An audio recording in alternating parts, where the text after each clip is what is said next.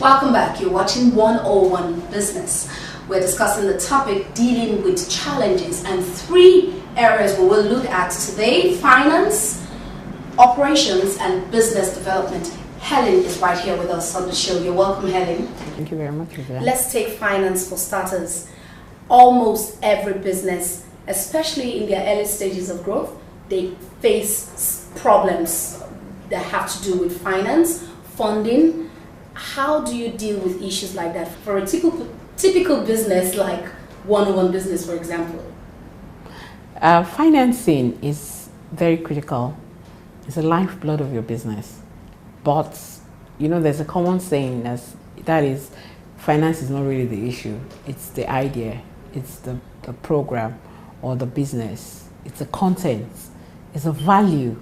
People would always pay for value, right? That's one. But more importantly, we go back to the beginning.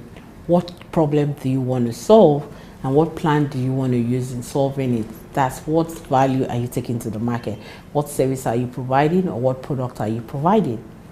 You have to have it clear. Once you have it clear, what model are you going to use to develop it? You can decide to open a restaurant with 20 million. You can decide to start a food business with 5,000. It's up to you. You plan your business. If you plan your business, you should be able to identify your pressure points of financing. That is not to say down the line there won't be some disruptions, or there won't be some emergency need, or there's some unusual case. But if you have a plan, then you know all the things you need, ideally. But if you're unable to get all those things in an ideal circumstance, then what are the critical ones you need to start with? I always tell people to start small. You don't have to, because you have a dream of operating a multi-million naira business, doesn't mean you should go and get a loan in millions to start a business. Start small. You make your mistakes, and as you grow, you understand the areas you need to improve.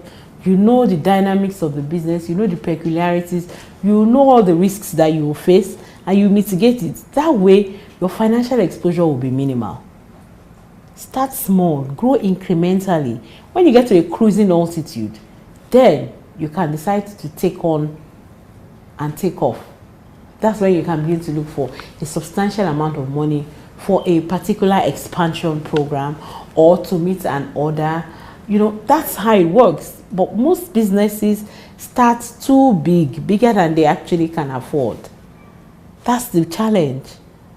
Helen, now that you're saying this, what came to mind immediately, I remember a TV station where I worked once, and at the time I was there, they were operating at a very, very small scale, even though they were doing well. But you could tell, being an insider, you would know this was on a small scale. And today they've gone from that level, and they are well positioned, as it were, with a very strong brand in the industry. So I think you're right. You're absolutely right. Now let's look at operations. Well, your operations is also a function, is an output of your business model. Let me put it that way. Your business model evolves from the plan you have, or vice versa. And you decide that the model will get revenue from meals, from takeout meals, because a lot of people want to eat in the comfort of their offices, right? But the offices don't want to set up restaurants. So what do? We go around offices, take orders, prepare meals, put them in the car and go. That's a model that makes it automatically takes off your overhead cost of running the restaurant for 8 hours, because you are catering to just lunchtime demands. Or you decide you do breakfast and lunch. So you prepare breakfast, you take it to them in the office before 7, and then you're rushing back to your kitchen, and then the lunch will be ready by then. You take it and then you go and serve and come back. So your only focus is on cooking the food. You don't have worries about maintaining cutlery. You don't have worries about maintaining your premises. Your model is defined that you want to do only takeouts. You want to do only takeaways. So based on the business model, you build your operations around it. If you know that you must supply food at 7 a.m. and by 12 o'clock, that means you must have the ingredients, the people who are going to prepare breakfast ought to have come the night before. So as soon as they finish doing breakfast, they're either going away or they finish breakfast and go into preparing lunch, and they close maybe around 10. Then they don't resume again till 7. So your operations is always structured to meet the model you want to operate. It's the model, how we're going to run the business. If you have a full restaurant, your model will be automatically different. Then you may not need 2 sets of people working for you. You'd have just 1 set. So what you save in office rent, in space rental, maintenance and co, you just use it to get 2 sets of cooks. But if you decide that, okay, I'm going to run the restaurant, so people come in and eat, and we will do breakfast and lunch. So you know your people come in very early in the morning, they start cooking. Of course, some of the things you'd have to cook the night before. So when they get to work about 6 or so, by 7 there's food.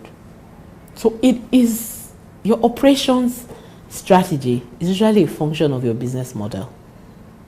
How do you want to deliver the service, or how do you want to deliver the product? There's a study I'm currently doing on a company that makes electric cars. And when you look at that company and how they've been able to produce electric cars at affordable prices, you would understand why most other companies who have attempted to produce electric cars have failed. Or they are able to produce it at a higher cost and not up to the value at which this company is producing. And now they've suddenly become the darling of the automobile industry. What everybody thought was impossible, they've made possible. It's the same thing with your business. Your operations must always be tailored to fit in with your model.